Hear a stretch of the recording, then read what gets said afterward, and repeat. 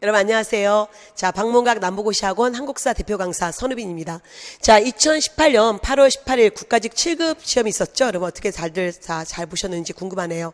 일단은 시험 당일날 해설지를 꼼꼼하게 써서 올려드렸습니다. 그래서 여러분들이 대부분 해설지로 궁금한 점을 해결됐을 거라 생각하고, 제가 일단은 시험을 잘 보신 분들은 축하드리고요. 이제 마무리까지 잘 하시길 바라고, 그 다음에 혹시 이번 시험에서 조금 여러분 좀 좋은 점수가 나오지 않은 분들은 우리가 다음번 위해서 어떻게 공부해야 될지 그 방향에 대한 걸 생각해야 되기 때문에, 자, 이거는 좀 이번 해설은 해설지처럼 꼼꼼하게 그렇게 뭐가 답이었고 뭐가 답이 아니고 그걸 보지 않고 전체적인 여러분 좀 더 문제의 패턴을 좀 보려고 하겠습니다. 그럼 먼저 자, 2017년부터 2018년 기출문제 난이도 분석부터 좀 해볼게요. 일단은 자, 작년을 보니까 여러분 작년 서울시 7급 난이도 상이었습니다. 그 다음에 당연히 국가직 7급 난이도 상이었고요. 그 다음에 지방직 7급은 난이도 중이었습니다. 그리고 다시 작년에 추가 시험이 있었었죠. 여기 여러분 여기서부터 문제 패턴이 바뀌었습니다.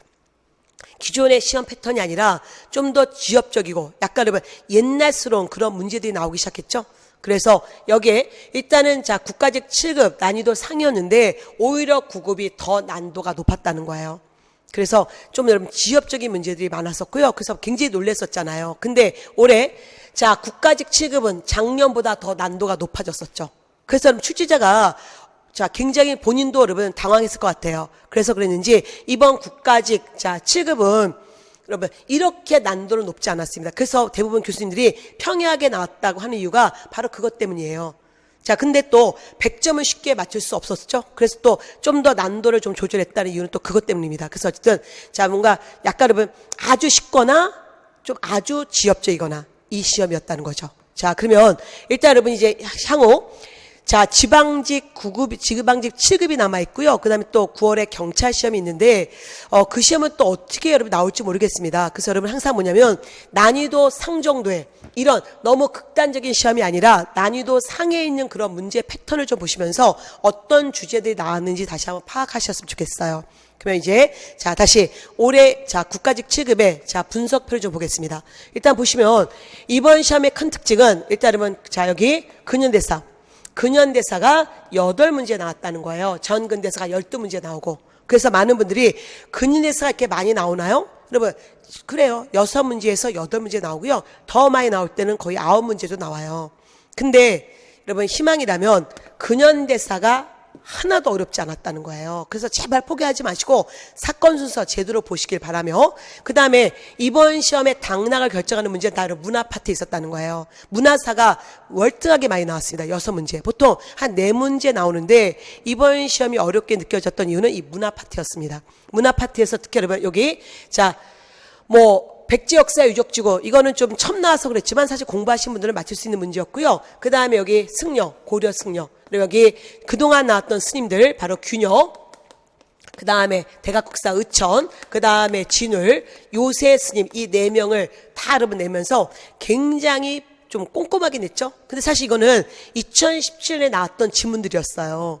그래서 여러분 기출문제를 보시면서 그 주제를 좀 더 꼼꼼하게 보셔야 되지 않을까라는 생각을 하게 됐습니다. 그 다음에 자, 율곡이 이 사료 이 문제 베스트였어요, 여러분.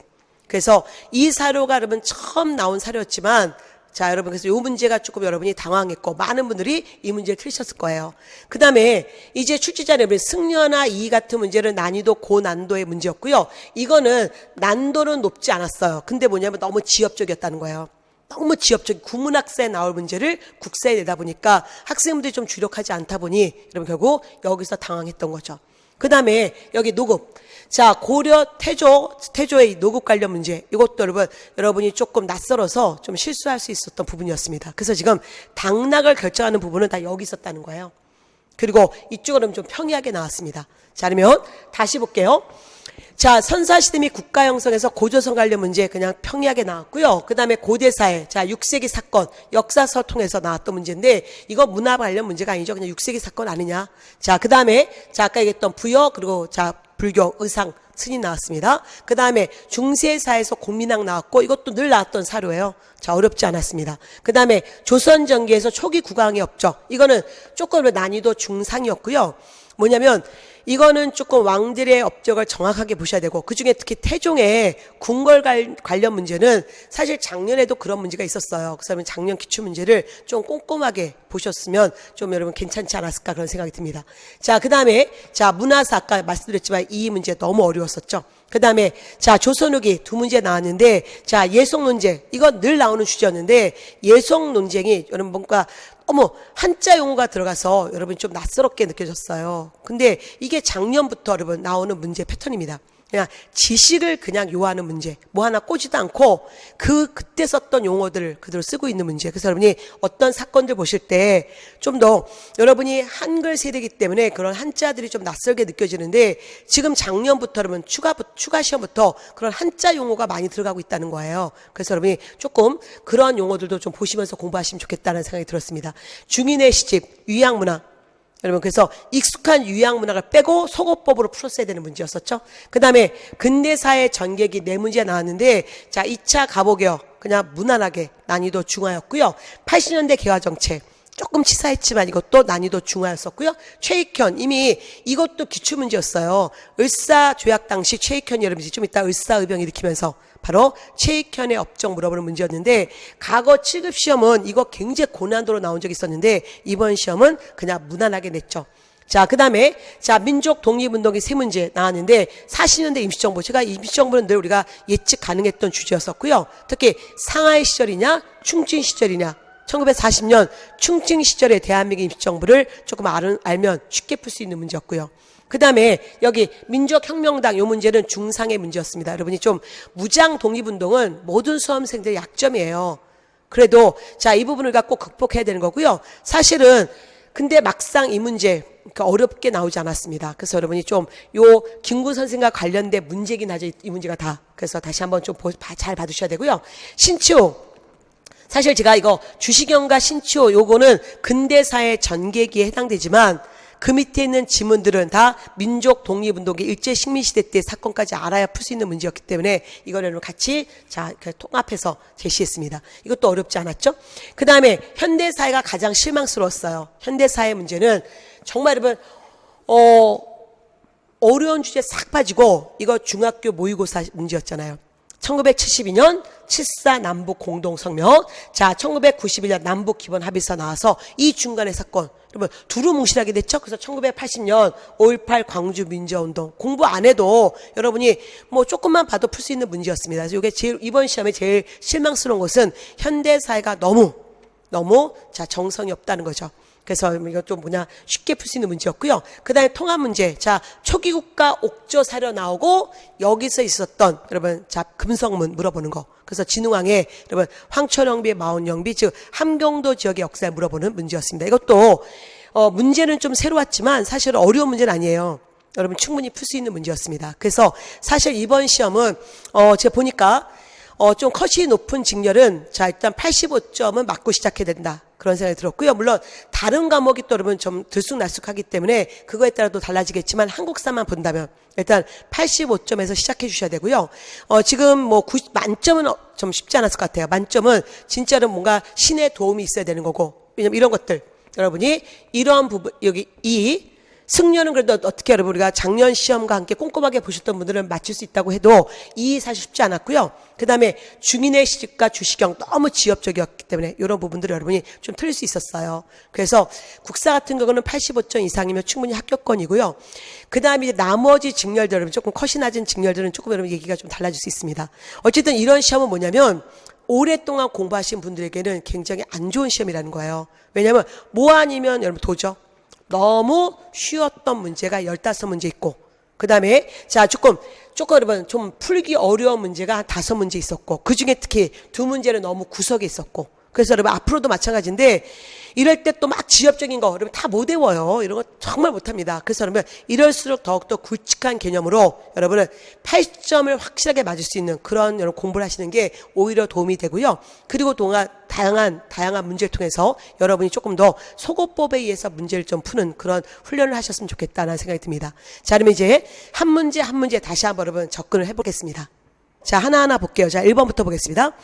자, 이 나라, 자, 기억, 이 나라에 대한 설명 옳지 않은 거. 이미 여러분, 저희가 너무 많이 봤던 거죠? 자, 주나라가 망하고, 자, 쇠약해지고, 연나라가 스스로 왕을 칭하자, 동쪽으로 침략하려고 했다. 연이 이제 이 나라를 치려고 했다. 그러자, 이 나라의 후, 역시 스스로 이 나라도 왕이라 칭했고, 군사를 일으켜 연나라를 공격하려고 했지만, 대부인 아무개가 자 하지 말라고 해서 중지됐다. 뭐였습니까? 기원전 400년 자 4세기경에 기원전 4세기경에 지금 우리가 자 지금 고조선이 연을 칠 계획을 세웠던 그 상황이었잖아요. 어쨌든 문제는 고조선입니다. 근데 여러분 여기 보기가 너무 쉽다는 거죠. 고조선 하나뿐이 없잖아요.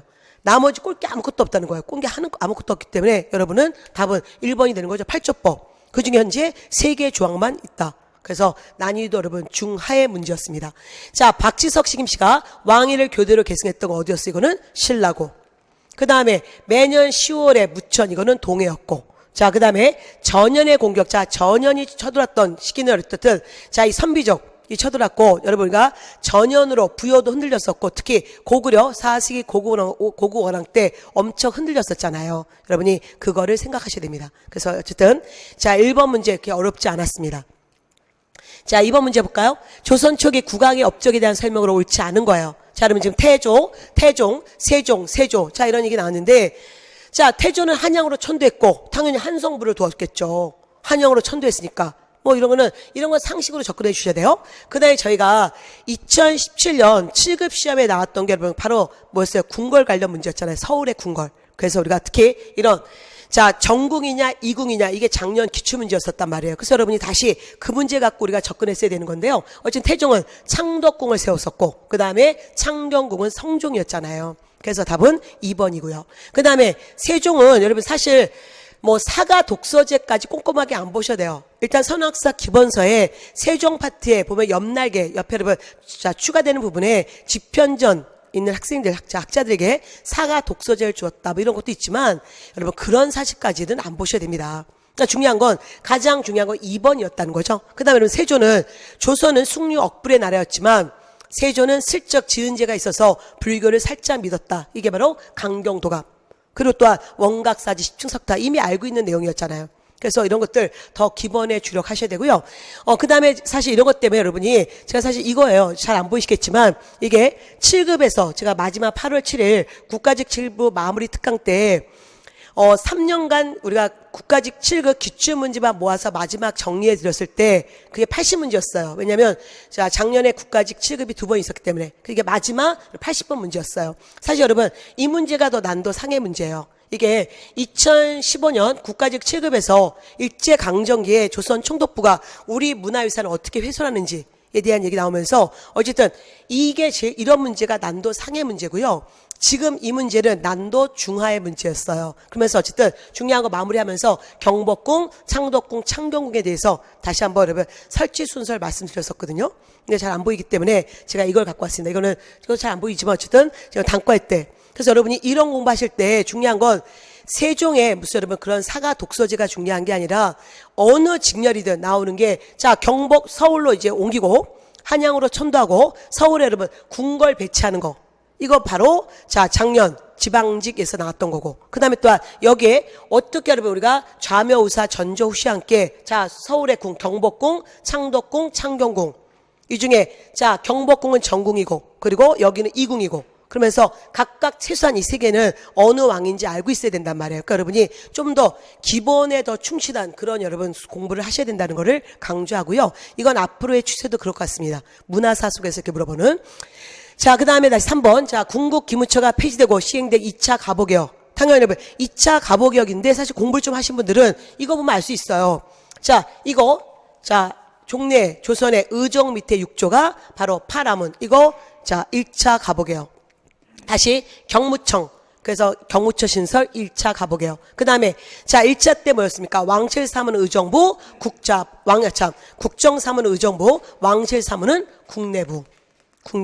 그래서 결국은 자 이것들은 당연히 자 2번, 3번, 4번이 다 뭐다?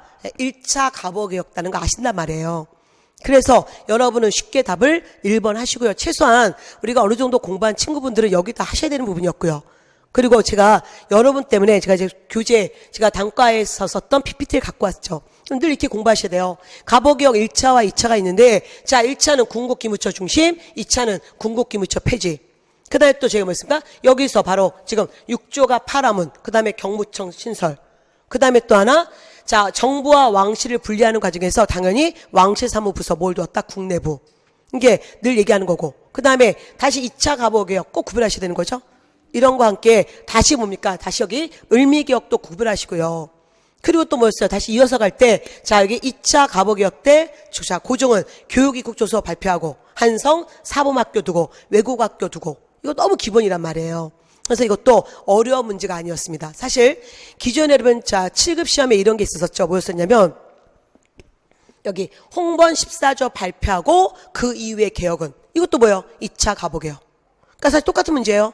자, 군국기무처 폐지하고 지금 이후의 개혁 이렇게 얘기하면 더 좋았을 거를 어쨌든 여기는 지금 문제가 답을 다 알려주고 있잖아요. 그래서 역시 어려운 문제 아니었습니다. 더 기본에 주력하시고요. 그 다음에 다시 자 4번 볼게요. 자 이거는 좀 너무 실망스러운 문제였죠.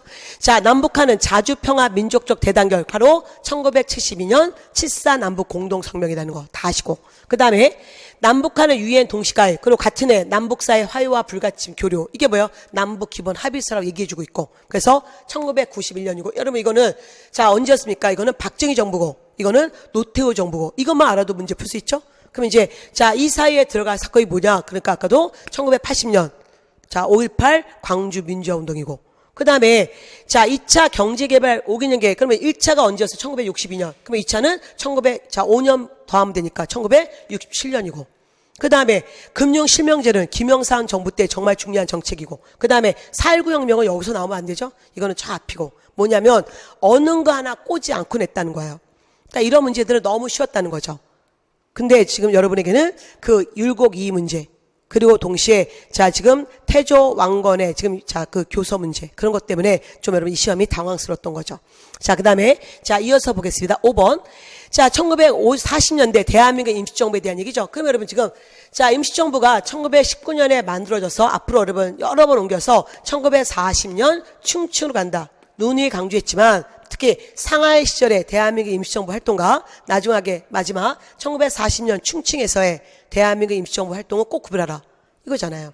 그래서 자 의열활동을 위한 한인애국단 자 한인애국단 1931년이었고 그리고 이봉창 윤봉길 1932년이었고 이거는 자 이전 사건이잖아요. 그 다음에 제가 건국강령 언제였습니까? 1941년이고 조상의 삼균지 그 다음 일본한테 대의선전 포고한 것도 당연히 자 충칭시대 1941년이었고 이어서 연합국의 일원으로 인도 그리고 미얀마 전선에 참전하잖아요. 그래서 해당되는 것은 니은과 디귿이고 그 다음에 정부 형태가 대통령제에서 국무령 이거 뭐였어요? 2차 개헌 1925년 그래서 역시 어려운 문제가 아니었습니다. 그냥 조금만 공부하셨으면 되는 문제였다는 거죠. 자, 그 다음에 6번 문제. 자, 80년대 개화 정책과 관련된 사실에 대한 설명으로 옳은 것만을 모두 고르시오. 자, 80년대라는 기준. 아마 여러분 출제위원이, 이번 올해 9급을 냈던 분 같아요. 근데 9급에서 너무 연도에 대해서 너무 여러분 좀 너무 많이 씹힌자 보니까 지금 연도 관련 문제를 내야 되는데 9급처럼 디테일하게 내지 않았다는 거죠. 그러니까 두루뭉실하게. 그래서, 자, 교정청은 언제였습니까? 교정청은 1894년 제가 동학운동이 전개되고 있을 때 정부가 동학군과 전주에서 화약 맺고 그때 정부가 두었던 개혁기구가 교정청이었잖아요. 그 다음에 그때 여러분 동학군들은 자 전라도 일대 뭘 두었어요? 직강소 두었고 이거는 1894년이었잖아요. 그러고 나서 어떻게 했습니까? 좀 이따가 고종을 경복궁에 감금하고 1차 가보개혁 때 교정청 없애고 군국기무처 둔 거잖아요. 이거는 90년대 사건이죠. 그 다음에 청해 파견된 영선사 김윤식. 자, 청나라 영선사 언제? 1881년.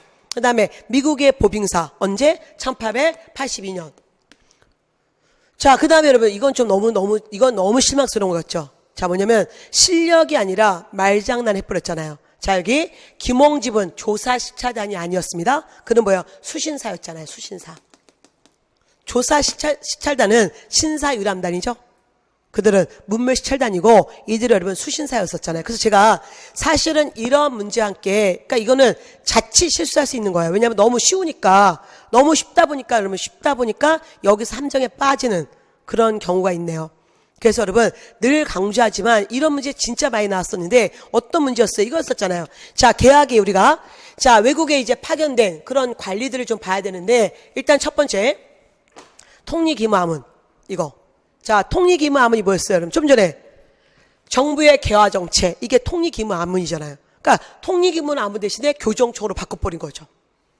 그러니까 지금 통리기무함은 몇 년에 있었어요? 우리가 1880년부터 82년까지 있었잖아요. 자, 그 다음에 다시 여기에 자, 다시 여러분 1번에 수신사. 자, 1차 수신사 김기수, 2차 수신사 김홍집이 들어오면서 갖고 온 책이 조선 책략이잖아요. 그 다음에 나중에 제가 81년에 문묘시찰단 또는 신사유람단이잖아요. 그러면 이거를 알고 있어야 되는 거고요. 그 다음 미국에는 보빙사. 자, 그래서 이게 83년이고 그 다음에 청해는 영선사. 그래서 이거는 과거의 서울시 7급에서는 이거 순서 맞히는 문제였었죠, 여러분. 그래서 이거를 뭐가 먼저냐 그걸 물어보는 문제였는데 이번 7급은 그냥 무난하게 여러분 담지 자 약간 여러분 함정에 빠지게끔 하나 지문 하나 바꿔놓고 자 좀 냈네요. 그래서 좀 성의 없는 문제였습니다. 자, 그 다음에 7번 문제 보세요. 다음같이 주장한 인물. 여러분 이게 이제 여러분에게 이번에 낯설어서 이게 지금 낯설어서 여러분이 굉장히 많은 분들이 틀렸던 문제죠. 이건 다 대부분 찍어서 낸 문제고. 자, 지금 여기에 기자실기. 자, 그래서 이럴 때는 이게 잘 몰라요. 자, 밑에 가보면 기자실기. 이거는 자, 율곡이의 여러분 역사책이고 16세기는 기자를 강조하고 16세기 역사서 중에 하나만 기억하자. 이게 율곡이의 기자실기였잖아요. 그 다음에 동문선습은 여러분 이거 박세무의 책이고 그 다음에 성학십도 여러분 이거 많이 보셨던 성학십도는 이왕 거고 그 다음에 경가을을 근본으로 실천적 학풍 이걸 바로 뭐였습니까? 조식이었고 조식. 그래서 일단은 이제 잡아놨단 말이에요. 그리고 이걸로 가야 된단 말이에요. 그래서 여러분이 참 쉽지 않았죠? 사실 제가 조금 여러분 아쉬운 게 제가 조금 더 여러분 저 노력을 해서 이 사료를 좀 알려드렸으면 좋았는데 이게 2018년에 우린 율곡의 인문학 그리고 율곡의 어떤 정신을 좀 강조하는 그런 글들이 많았었거든요. 왜냐하면 우리 어떤 사회 여러분 이제 어떤 사회가 어떤 뭐 흔들렸다가 다시 안정될 때 다시 우리는 또 다시 흔들 수 있기 때문에 어떤 그런 것 때문에 율곡 이의 끊임없는 이런 개혁안 이런 것들에 대한 어떤 그런 글들이 꽤 많았었어요. 거기서 자주 나왔던 건데 자 예로부터 나라의 역사가 중기에 이르면 인심이 반드시 편안만 탐해 사람들이 뭐야 안일해진다는 거죠. 편해지는 거. 그래서 뭔가 편한 것만 탐해서 나라가 점점 쇠퇴한다.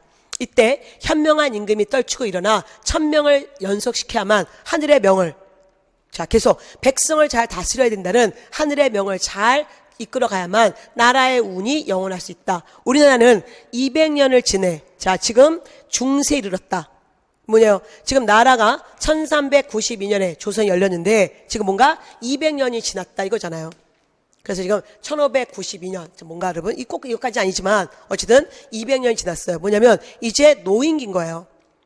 역사가 보면 200년쯤 되면 이제 쇠퇴될 수밖에 없다. 그래서 개혁을 해야 된다. 이거였었잖아요. 이게 바로 1597년 우리가 좀 이따 이제 1592년에 임진왜란이 일어나잖아요. 임진왜란 전에 그 전에 자 율곡이가 선조에게 직접 대면해서 했던 얘기인데 그 당시 여러분 이 개혁안이 받아들이지 못했고 그래서 좀 이따 우리는 임진왜란이 일어나게 된단 말이에요.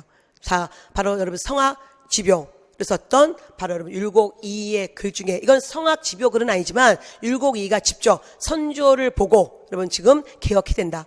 지금 우리 그 글이었고요. 그래서 어쨌든 여러분 여기 답은 1번이 됐네요.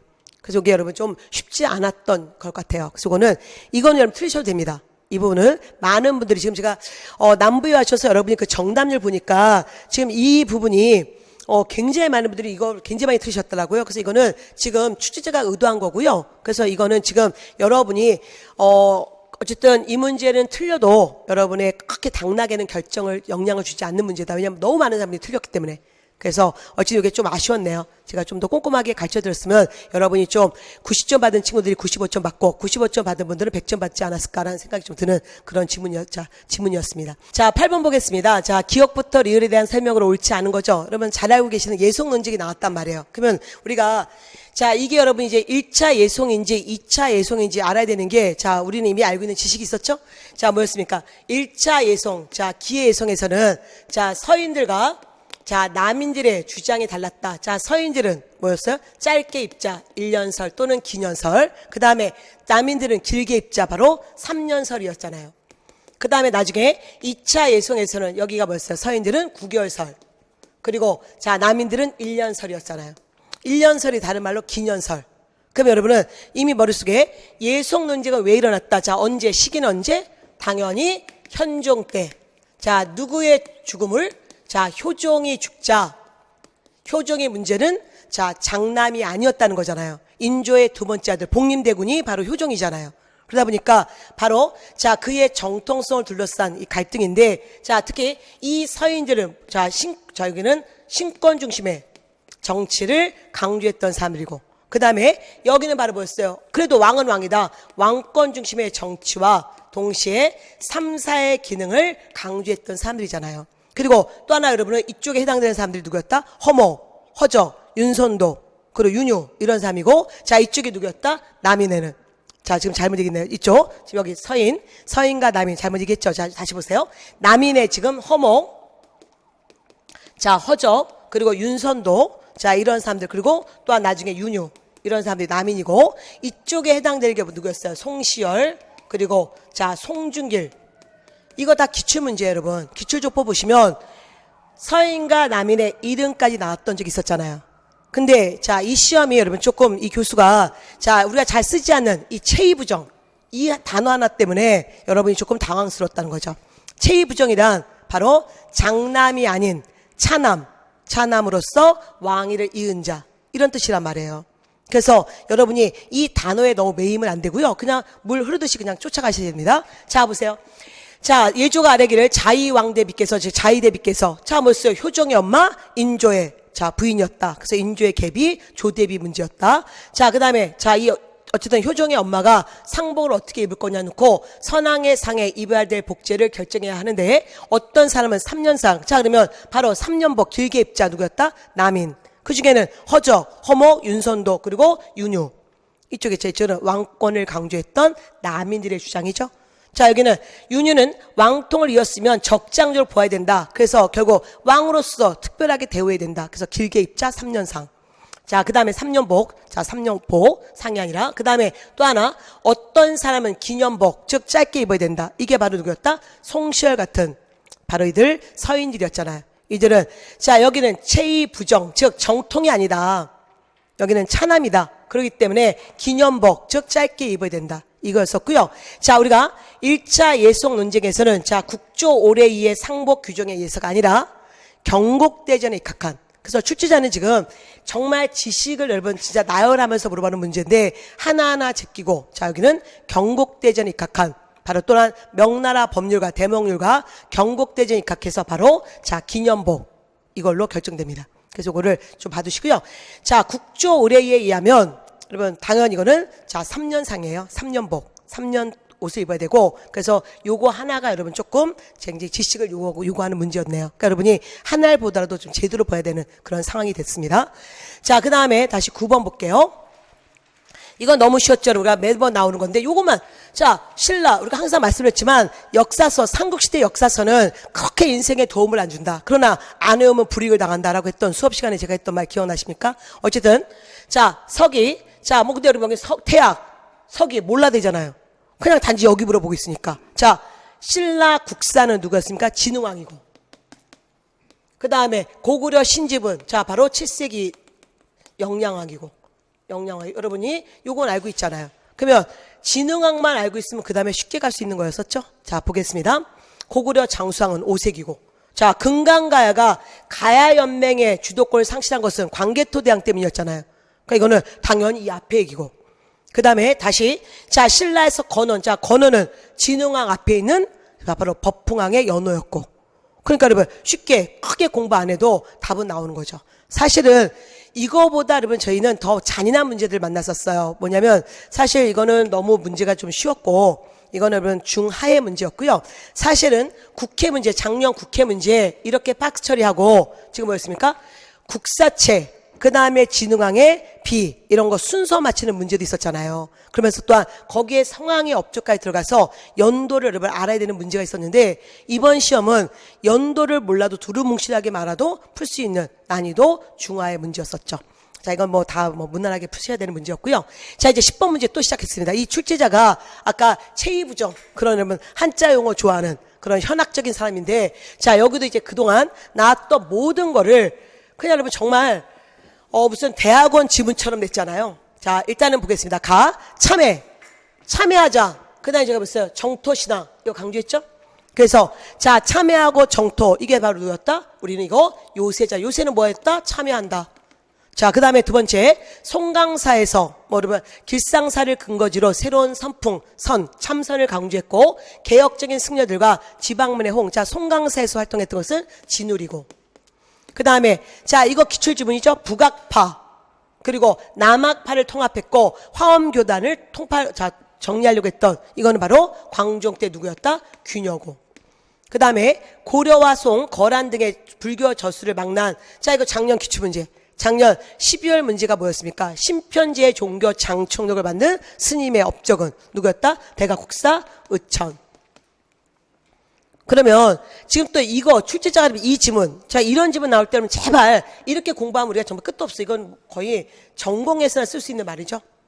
잘 몰라요. 그럼 두 번째 보셔야 돼요. 이미 다 알고 있는 거. 자, 선을 메인으로 채로 삼고 교를 용으로 도구로. 그래서 선종 중심의 교종통화 이미 아시잖아요. 진울의 선종 중심의 교종통화 그거고, 정해쌍수 도노점수. 자, 그 다음에 자 3번 화엄종. 저는 북악파 화엄종의 화엄사상의 입장에서 또는 화엄종의 입장에서 특히 법상종 세력을 흡수해서 이거 작년에 나왔던 성가상을 통합해야 된다. 성상융회. 바로 균요 얘기였었고요. 그 다음에 자, 균요도 교종 중심의 통합이고, 여러분 대가국사 의천도 처음에 화엄종 교종 중심의 통합이었고, 나중에 여기 선종을 집어넣은 거잖아요. 그게 바로 해동 천태종인데, 어쨌든 자, 나는 다의 자, 균여의 화엄하기 실천의 문제를 떠나서 지나치게 관념적이다. 그래서 좀 더 실천을 강조했던 선종을 끌고 오잖아요. 그래서 교광겸수. 그래서 여러분 아닌 것은 답은 1번인데 1번은 여러분 이거는 자, 진울 얘기예요. 근데 여러분이 이것과 진울은 좀 더 여러분 자, 이런 자, 선종의 화엄 사상을 받아들인다고 했었잖아요. 근데 여러분이 이렇게까지 화엄종의 반개인 이통현의 화엄 사상에서 많은 영향 받았다. 이렇게까지 너무 잔인합니다. 그래서 뭐냐면 제가 강조한 게 이거예요. 여러분 이런 문제 때문에 여러분은 이럴 때 한 번 해봐야 된다. 그래서 제가 아예 연결고리를 갖고 왔잖아요. 여러분 우리가 자, 선왕사 연결고리에서 봤던 내용이에요. 연결고리에 있는 교재를 그냥 갖고 왔죠, 여러분. 우리가 작년에 워낙 이걸 강조해서 자, 북악의 법선으로 얘기한다. 그 다음에 교종을 통합했고 화엄종 그리고 규법사. 그리고 특히 그는 자, 화엄종을 중심으로 여러분 교종을 통합하려고 했죠. 법상종도 끌고 오려고 했고요. 성상융회, 성송무예 이게 작년에 나왔던 지문이잖아요. 그러니까 여러분이 다시 한번 작년 지문들 보시면서 다시 교리를 자, 확실하게 잡아두셔야 돼요. 그 다음에 또한 자, 여기 의천도 말했는데 의천은 일단 화엄종을 중심으로 그 다음에 자, 여기에 선종을 통합했죠. 그리고 좀 더 화엄종, 예, 여러분 그가 실천을 강조했던 바로 선종을 끌고 온 게 자, 해동 천태종이었잖아요. 그리고 또한 그의 저서들 알고 계셔야 되는 거고요. 바로 신편지의 종교 장총록. 자, 그 다음에 또 하나 이것까지 제가 여기 자, 고려 후기에 자, 이제 조계종과 함께 자, 신앙 결사운동 얘기하면서 제가 수업에서 했던 얘기예요. 자, 뭐였냐면 여기 특히 이거 자, 천태종의 요새는 백년사 결사 또는 백년 결사를 만들었는데 이때 뭐였어요? 참회를 강조했다. 그러면서 무슨 법화신앙이다. 그 다음에 정토왕성을 강조했다. 그리고 또 하나 천태지관이라 말했습니다. 그러니까 여러분이 이런 지금 출제자가 잠깐 현학적으로 가고 있어요. 그래서 이런 것들을 조금 정확하게 보고 계셔야 되는 거예요. 그래서 지금 이게 다 작년에 나왔던 지문을 다시 한번 정리해드렸던 그 PPT였는데 여러분은 다시 이럴 때 스님은 늘 나오기 때문에 다시 한번 정확하게 보셔야 됩니다. 그래서 이게 좀 여러분이 까들었던 출제자가 가장 두려워하는 게 뭐예요? 여러분 만점 받는 거잖아요. 만일 이런 문제, 아까 이익 문제 그리고 불교 문제 없었다면 이번 시험은 너무 7급 시험이 아니라 무슨 모의고사 같았다. 그래서 굉장히 또 비난받았을 것 같아요. 만점자가 너무 많이 나와서. 그래서 결국 이럴 수밖에 없는 출제자의 고민이 보이네요. 이거 너무 쉬웠죠? 성균관을 다시 짓고, 여러분 이 사료는 대부분 다 아세요. 이거는 자, 공민왕이고 그 다음에 공민왕의 업적 하나만 있으니까 쉽게 접근할 수 있죠? 자, 이거는 뭐 자, 전민 변정도가 나머지는 해설하지 않겠습니다. 왜냐면 자, 제가 해설지 이미 여러분 시험 보고 나서 다 올려드렸고요. 그래서 여러분 꼼꼼하게 좀 보시라고 자세히 올려드렸고, 그래서 여러분 그거는 나머지는 하지 않겠습니다. 왜냐면 너무 쉬웠어요, 이거는. 그 다음에 자, 12번 보세요. 다음같이 주장한 인물에 대한 설명으로 옳은 것만을 보기에서 모두 고르면. 자, 5라 작년 10월에 저들이 한 행위는 망고에 일찍이 없었던 일로 한 조각의 종이에 강제로 조인해서 500년 전에 왔던 종묘 사직이 마침내 하루아침에 망했으니 제발 이거 1910년 자, 나라 빼앗긴 걸로 넘어가기 쉬운데 그러면 안 된다고 수업에서 누누이겠잖아요. 이거는 자, 작년에 맺었던 이 한 조각의 종이에 찍은 것은 을사늑약이고 외교권 박탈, 그거에 대한 최익현의 여러분 자, 의병을 일으켰던 지문이잖아요. 그래서 이거는 이미 누구나 웬만큼 공부하신 분들은 이게 최익현 관련 사려온 거 다 아세요. 그래서 당연히 여러분 자, 이제 자, 을사의병인데 자, 최익현인지 알아야 되죠? 그리고 과거에 취급시험에 최익현만 인물사로 집중 물어봤던 문제가 있었습니다. 자, 바로 여기 자, 홍주성, 이거는 여러분 자, 민종식이었고, 그 다음에 대마도로 압송돼서 대마도에서 순국하잖아요. 최익현이고, 그 다음 최익현 특히 개항 당시 외양일체론에 입각한 개항 반대론, 이 사료도 진짜 잘 나오죠? 그래서 여러분 답은 니은과 디귿이고, 그 다음 늘 나오는 13도 창의군은 누구였다? 이인영 허위고. 그래서 이것도 정말 여러분 늘 나오는 문제였고 어렵지 않았습니다. 자, 그 다음 자, 13번 보세요. 자, 유네스코 세계문화유산 중에 자, 이제 백제 역사 유적 지구 중에 부여에 해당되는 게 뭐냐? 그래서 여러분 유네스코 백제는 어디였습니까? 공주, 그리고 부여, 그리고 익산, 이거잖아요. 익산에 있는 것을 미륵사진 거 이미 아시고, 공주에 있는 것은 공주 손상성과 공주 송산이 고분군. 그럼 부여는 뭐였어요? 부여 능산이 고분군. 그리고 동시에 부여 정림사지 5층 석탑. 그리고 부여 부서산성과 관북유적지.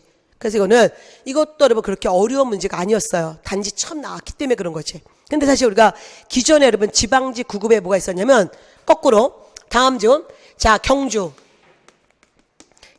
역사 유적지 중에 자, 경주 유적지가 5개 구역으로 나뉘어진다고 했었잖아요. 이 중에 남산에서 남산 지구에서 볼 수 있는 게 뭐냐, 이게 기출문제였잖아요. 여러분 그런 거 나오면 얼마든지 이런 거 가능한 거였고요. 그래서 이것도 여러분 작년에 비해서는 어렵지 않았습니다. 자, 그 다음 다시 14번 볼게요. 자, 14번 이것도 여러분 이제 삼국사기. 자, 이거 너무나 잘 아시는 바로 자, 이 왕은 바로 문무왕이고, 문무왕이 수도에 성곽을 쌓으려고 하자 그가 말하기를 비록 초하에 살더라도 정도만 행하면 복업이 오래 갈 것이다. 만일 그렇지 못하면 여러 사람들은 수고롭게 하여 성을 쌓을지라도 아무 이익이 없을 거다. 즉 문무왕이 물리적 성을 쌓으려고 했을 때 물리적 성을 쌓지 말고 민심의 성을 쌓아라 했던 자, 문무왕의 조언자 자, 의상의 얘기잖아요. 그래서 의상하면 뭐였어요? 우리가 이미 여러분 자, 여기에 부석사, 그 다음에 또 낙산사, 이런 절들. 그래서 쉽게 풀 수 있는 문제였죠. 답은 3번이고요. 나머지로 갈 이유가 없는 문제였습니다. 자, 그 다음에 자, 15번. 자, 다음 풍속에 행해진 나라의 중심지와 가장 가까운 곳. 자, 이곳 사람들은 자, 시체를 감회장했다가 썩은 뒤에 자, 다시 뼈만 추스려 큰 못 가게. 뭔지 아시죠? 옥조입니다. 자, 역사란 이 땅에 살았던 사람들의 변화를 보는 거고, 이미 저희는 땅에 대한 관심부터 가져야 된다. 그러면 자, 옥조가 어느 지역이었다? 이쪽이었다. 지금 자, 강원도 북쪽 그리고 여러분 함경도 지역이었잖아요. 그러면 완전 강원도 지역에 있었던 것은 동해고. 자, 이제 비문 물어보는 건데, 자, 이거 여러분 뭐 그렇게 어렵지 않잖아요. 자, 우리가 진흥항 얘기할 때 제일 먼저 진흥항의 비, 자, 단양 적성비, 그 다음에 북한산비, 창녕비, 그리고 올라가서 황초령비, 마온령비. 만일 황초령비와 마온령비가 같이 나왔다면 진짜 고민해야겠지만 뭐 둘 중에 하나만 냈으니 답은 2번 되는 거잖아요. 전혀 어려운 문제가 아니었습니다. 이거는 딱 뭐냐면 예전 여러분 정말 한 20년 전 수능 모의고사 문제였어요. 그래서 이렇게 자, 여기 나오고 이 지역에서 벌어질 역사적 사건을 물어보는 거. 그래서 이쪽 함경도 역사를 물어봤던 문제도 있었는데요. 항상 여러분은 늘 이런 거는 지역 관련 문제를 따로 보는 게 아니라 공부할 때 늘 함께 찍으시면서 가야 된다는 거. 그걸 강조합니다. 뭐 그럼 나머지 지금에서 이런 뭐 창녕비, 사택지적비, 충주 고구려비 얘기할 것도 없고요.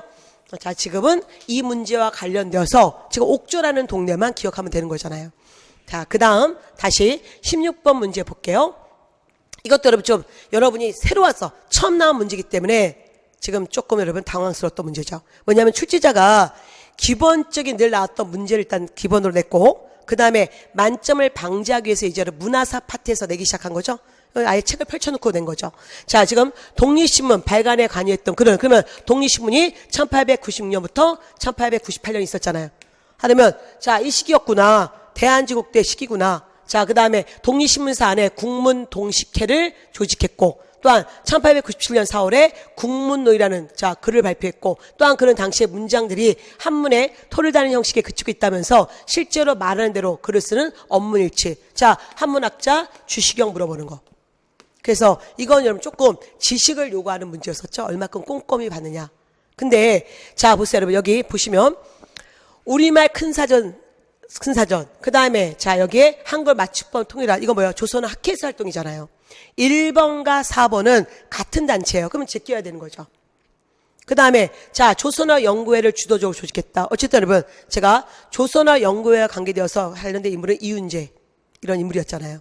그래서 이윤재 같은 국문학자였고, 그래서 어쨌든 자 국어 문법서, 사실 요거는 좀 꼼꼼하게 요걸 보지 않은 분들은 좀 여러분 쉽게 틀릴 수 있는 그런 문제였죠. 문제는 어렵지 않은데 너무 지엽적인 주제를 갖다 냈다는 거죠. 자, 그 다음에 다시 보겠습니다. 자, 17번 문제, 밑줄 이 단체. 자, 1930년대 일제 중국 침략이 본격화 되자 중국 본토에서 활동했던 독립운동 단체들은 좌우의 대립을 지향하고 민족연합 전선을 형성하기 위해서 상하이에 한국대일전선 통일동맹을 결성하고 민족유익당 건설을 제청했다. 이에 여러 단체의 인사들이 난징에서 회의를 하고 이 단체를 만들었다. 자, 이 단체는 자 단순한 여러분 지금 자 동맹이 아니라 단일정당, 여러 당이 만든 단일정당이었다. 그건데 지금 여러분은 제가 이 문제, 지금 이 지문 때문에 제가 얘기하지만 사실 이 해설을 이렇게 안 하고 이걸로 펼쳐서 할게요.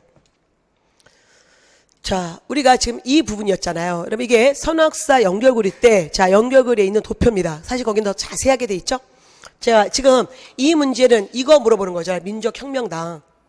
민족혁명당. 그러면 여러분이 먼저 기억할 게 민족혁명당은 자, 중국의 본토에 5개 단체가 있었는데 이 5개 단체가 연합을 시도하려고 했었잖아요.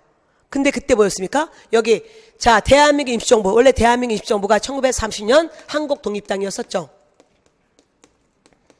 그래서 자 이제 이러한 당들이 모이는데 자 이때 김원봉이 대한민국 임시정부 정부를 해체하고 들어오라고 하자 김구 선생이 반대하면서 김구 선생은 이 5당 합당에 들어가지 않고 그때 따로 만든 당이 뭐였다? 한국국민당이잖아요. 여러분은 요 지시만 알고 있으면 이 문제는 거뜬히 풀 수 있는 거고요. 그 다음에 좀 이따가 여기 들어갔던 단체 중에 자 지금 한국독립당,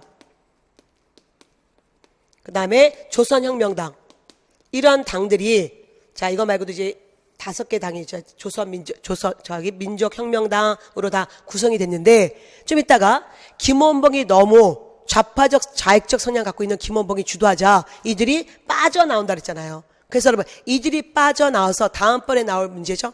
이들이 바로 1940년 일로 가잖아요. 그래서 3당 합당은 여기서 얘기된다. 자, 과거에 한국국민당, 그 다음에 다시 조수항의 한국독립당, 지청정의 조선혁명당이 1940년에 3당 합당.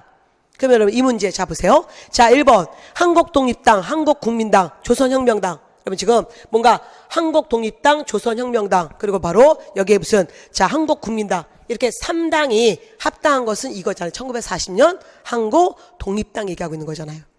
자, 아닌 거 아셔야 되고요. 자, 그 다음에 2번 지청청 조수항의 독주로 김원봉 탈퇴 아닌 거 아시죠? 거꾸로 됐잖아요.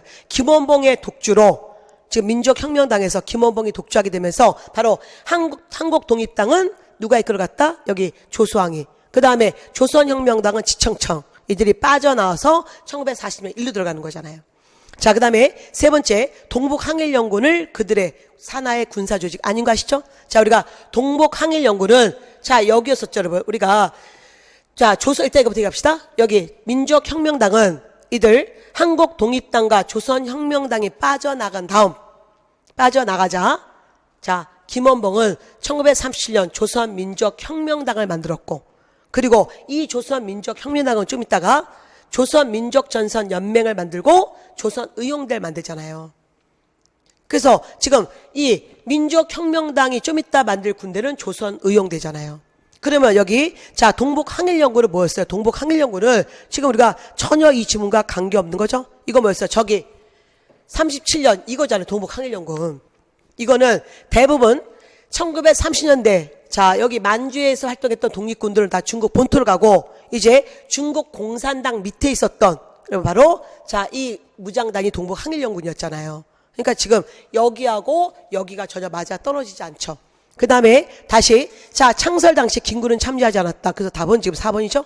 자 이 당시에 5당이 3당이 아니라 5당이 이때 의열단을 포함해서 5당이 만나려고 했을 때 그때 대한민국 임시정부를 해체하고 나오라 그래서 김구 선생은 들어가지 않았다. 그래서 여러분 결국 대한민국 임시정부가 처음에 한국독립당이라는 기초정당이 있었는데 이거를 그대로 자 조상이 갖고 들어가자.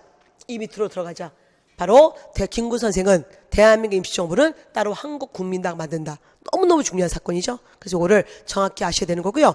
이것도 어느 정도 공부하신 분들은 자 어느 정도 맞출 수 있는 자 이건 난이도 중상의 문제였습니다. 그 다음에 18번 문제 보세요. 이제 여러분이 이 사료가 또 낯설어서 또 좀 힘들었죠. 처음 봤기 때문에. 자, 기억에 해당하는 토지에 대한 설명을 옳은 겁니다. 자, 5월에 태조가 예산진 또는 예산에 행차하여 이르기를 너희 공경장상은 국록을 먹는 사람들이므로 내가 백성을 자식처럼 사랑하는 마음을 헤아려서 너희들 어디에 있는 백성들을 불쌍히 여겨야 할 것이다. 만약 무지한 가신들을 여기에 보낸다면 오직 자 뭐에 보낸다면 오직 거두어 드리는 데만 힘써 마음대로 약탈 것이니 너희 또한 어찌 알 수 있겠냐. 어쨌든 여러분 이 태조는 고려 태조입니다. 조선 태조가 아니라 또한 고구려의 태조도 아니고 자 이거는 고려 태조 왕건 얘기예요. 그래서 자 여러분 왕건과 관계돼서 여러분이 생각하시대요. 왕건과 대해서 여러분 알고 있는 것은 자 그의 역분적분이 없잖아요. 그러니까 뭔가 근데 이 지문이 아니란 말이에요. 자 보세요 여러분 하나하나 소거법으로 풀어볼게요. 그래서 직역에 대한 자 수조건 여러분 수조건 얘기할 때는 특히 뭐였습니까? 이거 강조하는 것은 전식과 얘기였잖아요. 전식과. 그 다음에 대상 토지에 거주하는 가오의 수를 단위로 이런 얘기는 해본 적도 없고요.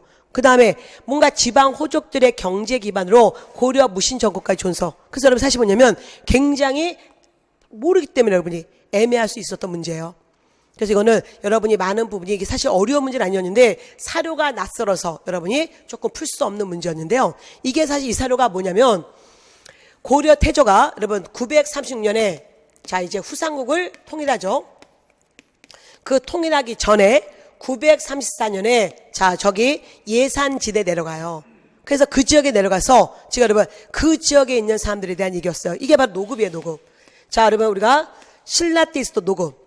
이 노급에 있는 그래서 여기에 자 너희들 노급에 있는 즉 그 지역에 있는 호족들에게 물어본 거죠. 너희들 자 노급의 백성들을 불쌍히 여겨야 된다. 만약 무지한 가신들을 노급에 보낸다면 오직 거둔 데만 그들이 거둔 데만 급급해서 백성을 약탈할 것이다.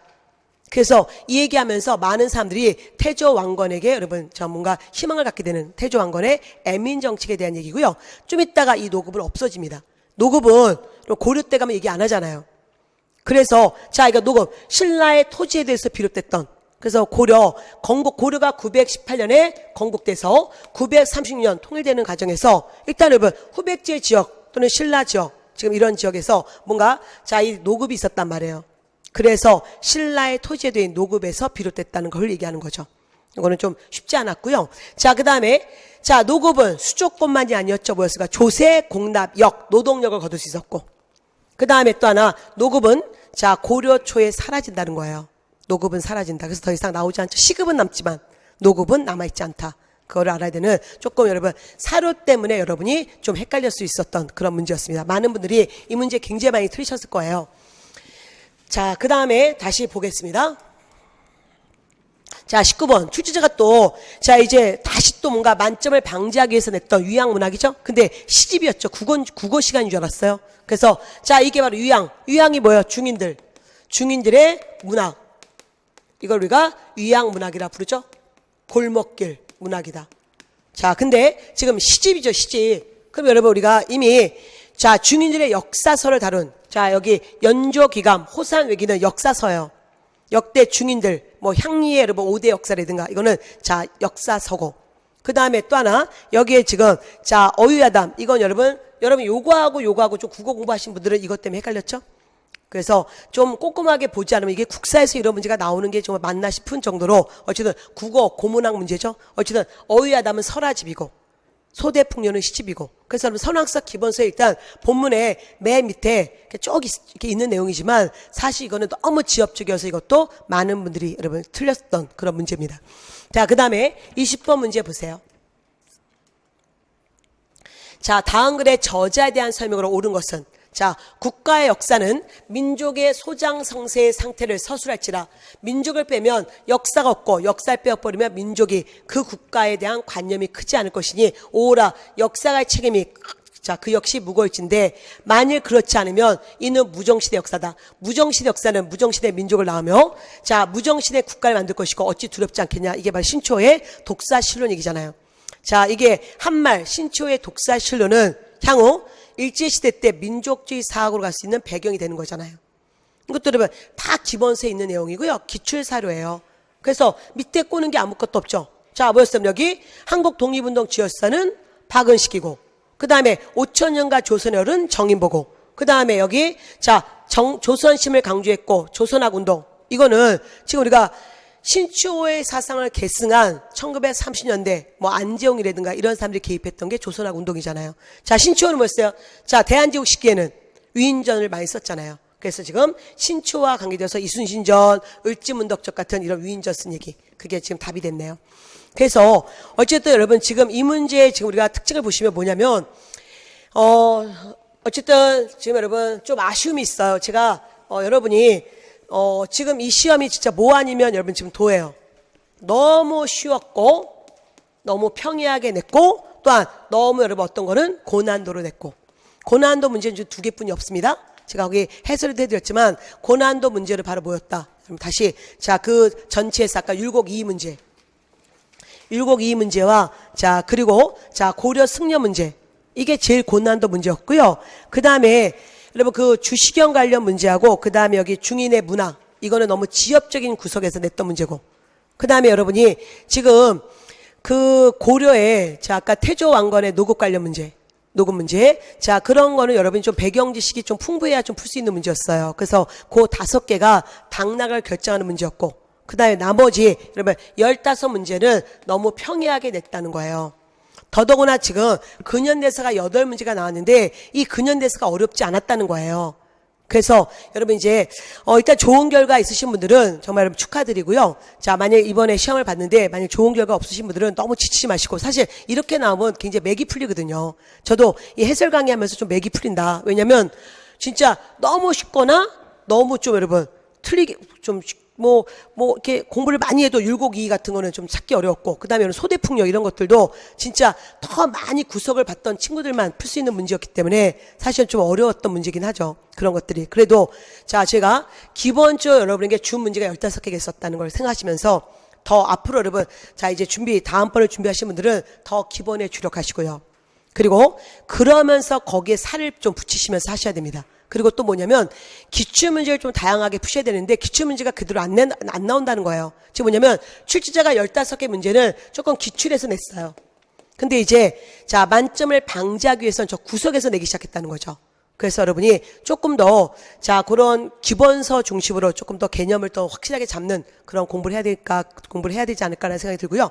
율곡2 부분은 제가 좀 더 언급을 좀 해드렸어야 되는데 2018년 제가 사실 이런 칼럼이 좀 많이 나왔었거든요. 그래서 2018년 제가 촛불전국 이후에 뭔가 대한민국의 어떤 방향, 그래서 그때 율곡2와 관계되어서 그런 글들이 좀 있었는데 그런 걸 좀 말씀을 드렸으면 참 좋았을 텐데라는 아쉬움이 좀 있습니다.